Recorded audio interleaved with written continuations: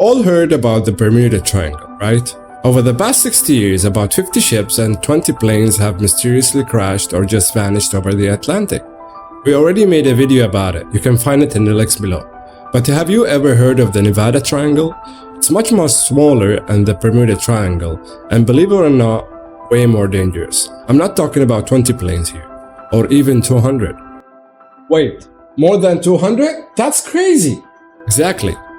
In the past 60 years, the Nevada Triangle has claimed a staggering 2,000 aircraft.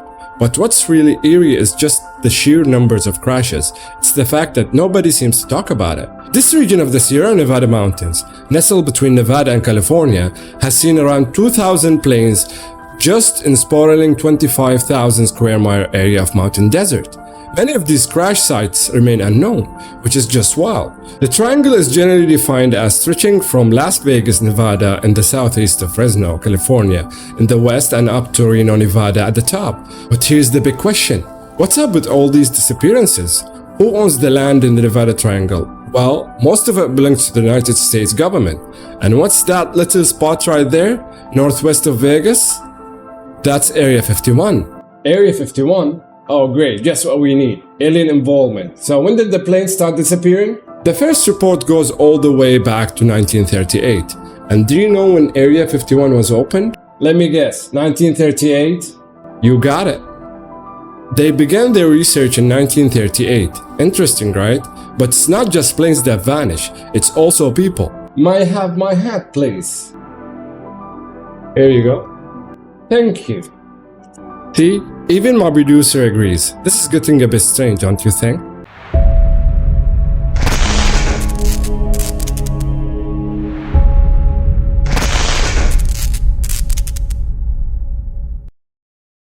These disappearances aren't just about casual civilian pilots who got lost. Most of the missing planes were flown by experienced pilots who vanished under mysterious circumstances, with wreckage never found. In many cases, these pilots were highly trained Air Force professionals, flying state-of-the-art military aircraft. So you're telling me these are Top Guns going missing like socks in a dryer? I like that metaphor. One of the most famous cases involved renowned aviator Steve Fawcett, who disappeared in 2007. His vanishing sparked a massive search operation, which led to the discovery of 8 additional wrecks. And let me tell you, Fawcett was no weekend warrior. This guy held world records for solo glider fights and even circled the globe in a hot air balloon. He also was an expert in cross-country skiing, mountain climbing, ultramarathon, you name it, he did it. So if anyone could survive anything, it was definitely Steve Fawcett. But on September 3rd, while flying his single-engine plane over Nevada's Great Basin Desert, he took off and simply never returned. After a major search effort that lasted over a month, he was declared dead. Then, the following year, a hiker found Fawcett's ID cards, and just a few days later, the crash site was located about 65 miles from where he took off. They also found 2 bones about half a mile from the crash site, which were later confirmed to belong to Steve Fawcett. But where are the rest of his remains?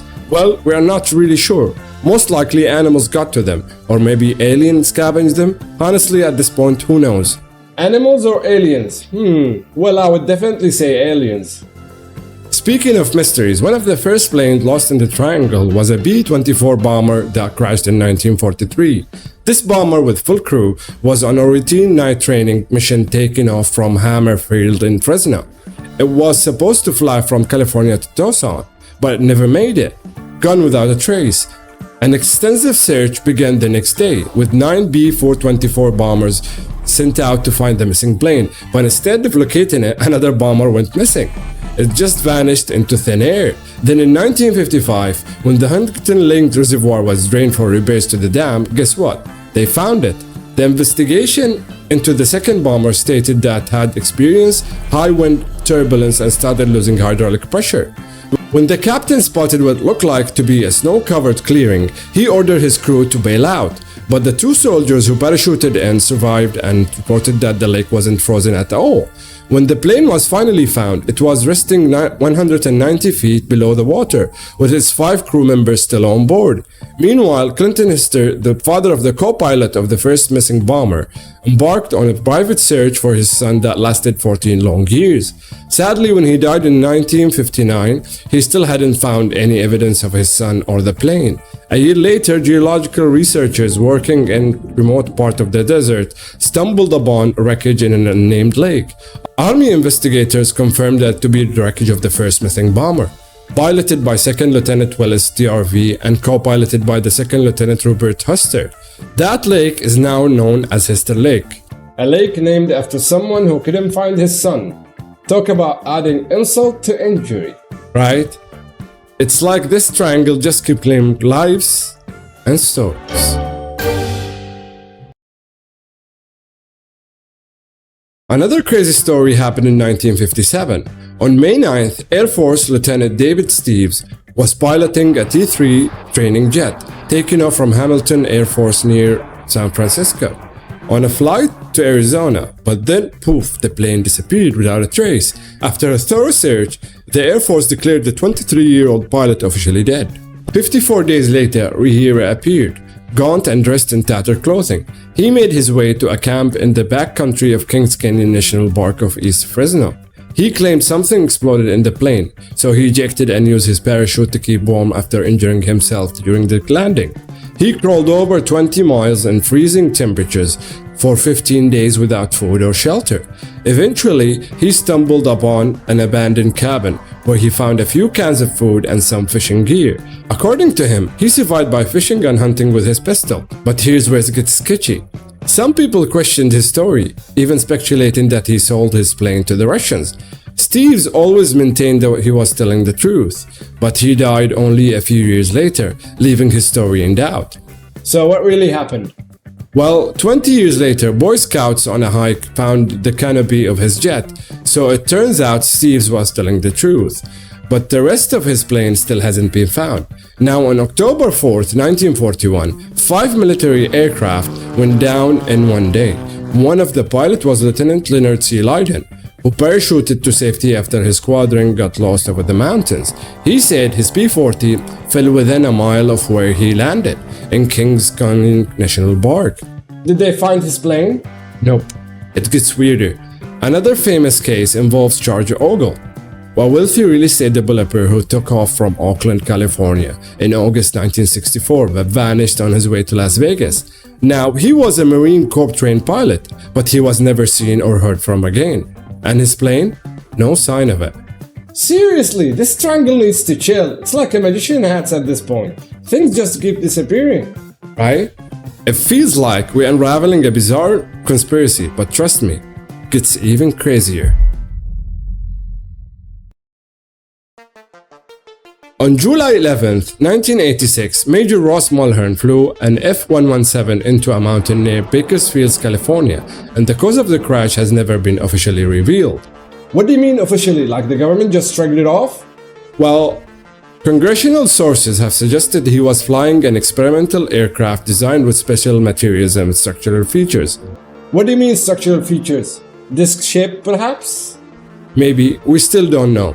The classified design is all black by Lockheed Martin. So what's causing all these aircraft to go missing within the Nevada Triangle? Some claim the area's unique climate creates a special type of atmosphere, a condition that actually rip off aircraft from the sky. Take the Steve Fossett case, for example. Some believe condition created a 650 kph downdraft at the most. His aircraft could only climb at 500 kph. That speed difference meant that he had no chance of surviving. If that's true, how did the investigation not find any mechanical issues with the plane? Exactly. If that's not what happened, then what was it? And why have so many other aircrafts disappeared in the same area? Conspiracy theorists claim the reason the many flights vanished has something to do with Area 51, where the Air Force known to test secret prototype aircraft. So we're saying the government got a hidden fleet of top secret planes doing their thing and they're just snatching other planes? Could be, but most experts believe the disappearances are tied to the geography and atmospheric conditions in the area. The Sierra Nevada mountains run perpendicular to the jet stream, creating volatile, unpredictable winds and intense downdrafts. This weather phenomenon is often referred to as the mountain wave, where planes can be seemingly ripped from the sky and crash to the ground. Ripped from the sky? That sounds terrifying! I'd be terrified too. And when it comes to why so many crash sites are never located, it's likely due to the complex, rugged terrain and dense vegetation. During the search for Fawcett, they discovered 8 other crash sites, showing that there are probably many more out there, hidden within the peaks and valleys of the Sierra Nevada mountains. But here's the kicker. Could it be something else entirely? Like what? More conspiracies? Who knows? Sometimes the truth is stranger than fiction, and the Sierra Nevada just might hold its own secrets. Hey, thanks for hanging out with us today. Drop a like and tell us what you think about today's episode in the comment section below. And if you haven't subscribed, please do so. My name is Jeff, and this has been another episode of Mysteries Unravel. See you in the next one.